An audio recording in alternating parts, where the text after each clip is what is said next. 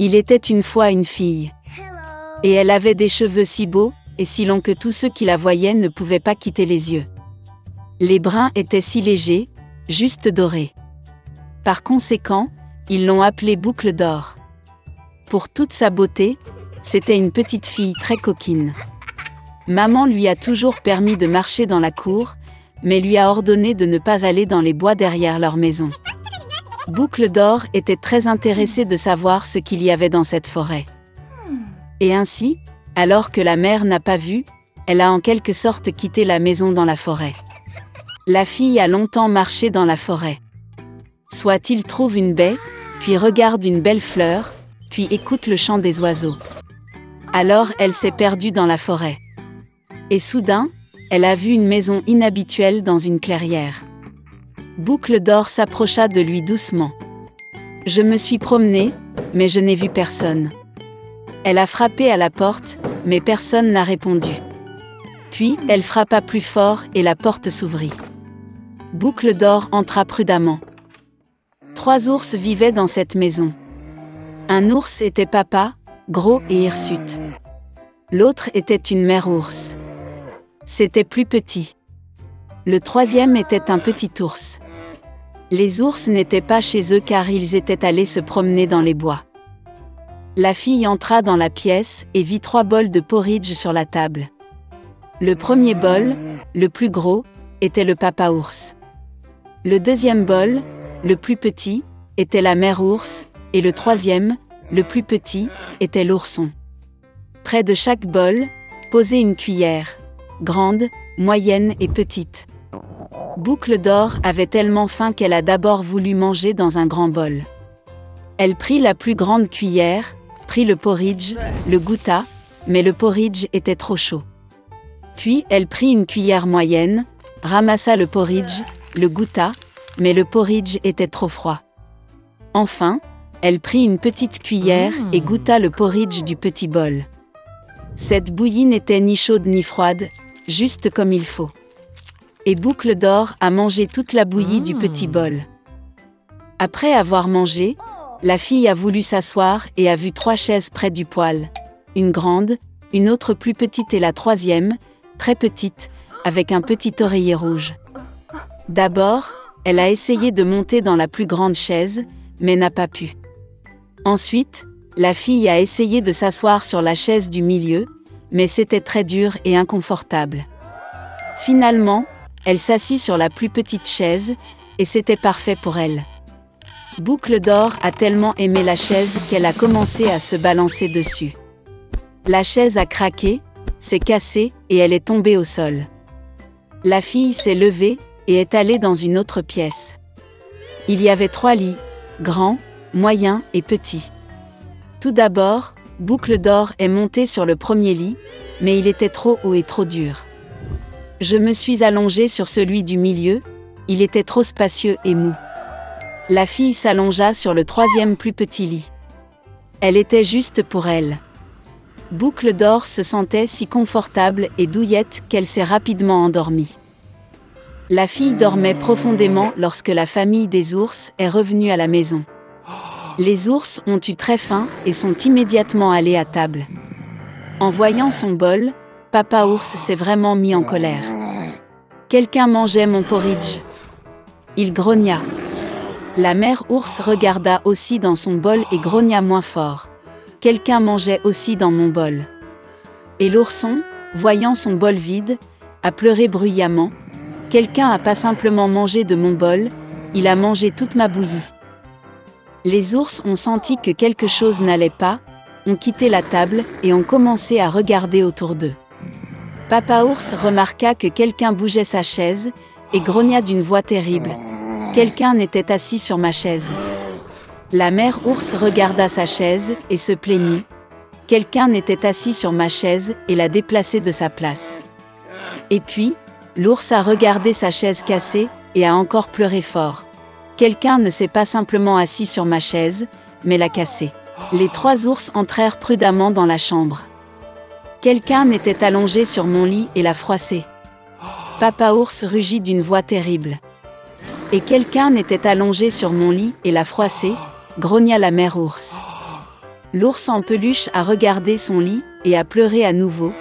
Quelqu'un était allongé sur mon lit aussi. Et puis il a vu la fille et a crié d'une voix mince, et dort encore en elle. Papa et maman ours sont allés au lit et ont vu qu'une petite fille dormait là. Boucle d'or s'est réveillée du cri d'un ourson et a eu très peur. Il y avait 3 ours devant elle. Elle a immédiatement sauté hors de la maison et a couru partout où ses yeux regardaient, sans se retourner. La fille a couru pendant un long moment, était très fatiguée, puis elle a vu sa mère, qui cherchait sa fille disparue dans la forêt. Depuis, Boucle d'or a toujours écouté sa mère et n'a rien fait sans sa permission. Elle est devenue une fille très obéissante, gentille et gentille. Il était une fois une pauvre veuve et elle avait un fils, Jack, et une vache, Bélianka. La vache donnait du lait tous les matins et la mère et le fils le vendaient au bazar, et c'était ainsi qu'ils vivaient. Mais une fois, Bélianka n'a pas donné de lait et il n'avait pas de nourriture. Maman a décidé de vendre la vache et d'ouvrir un magasin avec les bénéfices. Jack prit la rêne entre ses mains et conduisit la vache au marché. À peine arrivé, il rencontra un vieil homme merveilleux. Il a dit qu'il aimerait échanger la vache de Jack contre des haricots. Et avec ces mots, il sortit une poignée de quelques haricots étranges de sa poche. Le vieil homme a dit que ces haricots étaient magiques. Ils doivent être plantés le soir et le matin, ils pousseront jusqu'au ciel même. Jack est devenu très intéressé et a accepté. Le garçon est rentré tôt. La mère était très en colère qu'il ait donné la vache laitière dans toute la région pour une poignée de haricots méchants. Mais Jack se souvint des paroles du vieil homme et décida qu'il n'y avait rien à faire, et planta les haricots dans la cour. Il monta dans son grenier, triste, et s'endormit. Le matin, Jack s'est réveillé et a vu quelque chose comme un grand arbre dans la cour. Et cela, il s'avère que ces haricots ont germé, et l'énorme tige a continué à pousser vers le haut jusqu'à ce qu'elle atteigne le ciel même. Jack a sauté sur la tige et a grimpé comme une échelle. Il a grimpé et est monté et grimpé, jusqu'à ce qu'il atteigne enfin le ciel. Là, il vit une route longue et large qui le conduisit à un immense château. Jack est allé à sa porte et a frappé. La porte s'ouvrit et une grande femme se tint sur le seuil. Bégayant de peur, le garçon a demandé quelque chose pour le petit déjeuner. La géante l'a laissé entrer, mais l'a averti de ne pas attirer l'attention de son mari, car c'est un cannibale. Elle a emmené Jack dans la cuisine. Mais avant qu'il n'ait eu le temps de manger la moitié de son petit déjeuner, soudain, toute la maison a tremblé des pas de quelqu'un. Le garçon ne fut pas surpris et sauta aussitôt dans le four. Et à ce moment précis, le cannibale est entré dans la pièce. Eh bien, il était aussi grand qu'une montagne. Le cannibale sortit 2 sacs d'or d'un énorme coffre et s'assit pour compter les pièces. Il compta et compta, finit par hocher la tête et se mit à ronfler. Puis Jack sortit lentement du four, se glissa devant le cannibale, attrapa un sac d'or et se précipita vers la tige de haricots. Il jeta le sac par terre, et il commença à descendre la tige de plus en plus bas, jusqu'à ce qu'il se retrouve enfin chez lui. Jack raconta à sa mère tout ce qui lui était arrivé, et lui tendit un sac d'or. Ils ont commencé à vivre de l'argent qui était dans le sac. Mais finalement le sac était vide, et Jack a décidé de tenter sa chance une fois de plus au sommet de la tige de haricots.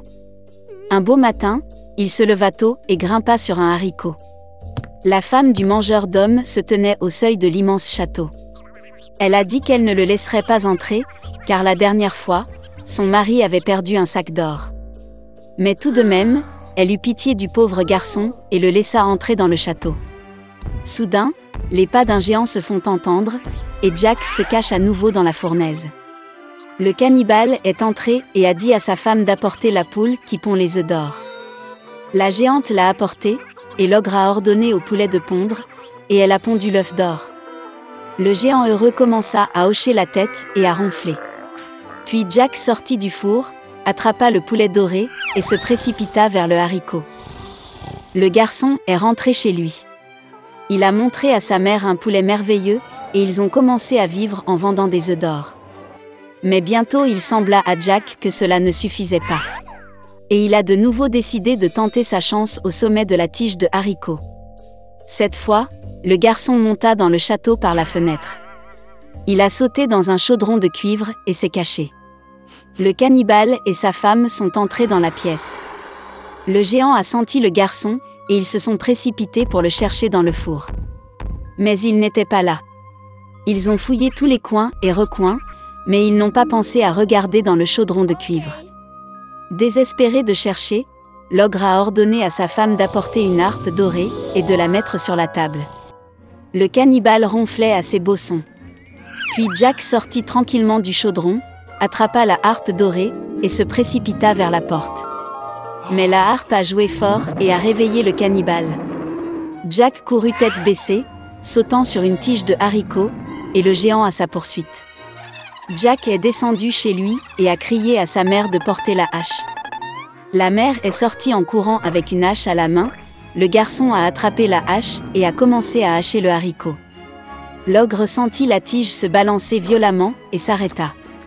Puis Jack a frappé à nouveau avec une hache et a coupé le haricot. Il a basculé et s'est effondré, et l'ogre est tombé au sol et s'est écrasé. Depuis ce jour, Jack et sa mère n'ont plus jamais connu la pauvreté. Mais le garçon était vraiment désolé qu'à cause de leur cupidité, ils aient presque payé de leur vie. Il a promis de ne plus jamais voler et de travailler dur pour le bien de la famille.